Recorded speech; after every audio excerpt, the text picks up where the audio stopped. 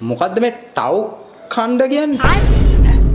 කොම්බුව ටයන්න ගයනු කිත්ත කයන්න හල්නයන ඩයන්න. මොකද්ද? මං කොහොමද දන්නේ? තාත්තා කොහෙන් හොයාගන්නවද මන්ද ඔය? දන්නේ නැත්නම් තමස මේ ලෝකෙටම පේන්න Facebook එකේ post එකක් දාලා තියෙන්නේ. දැන් මැච් ගැහුවා ඇති ගෙදර වරෙල්ලා ටව් ඛණ්ඩ. ඔව් දැම්ම තමයි.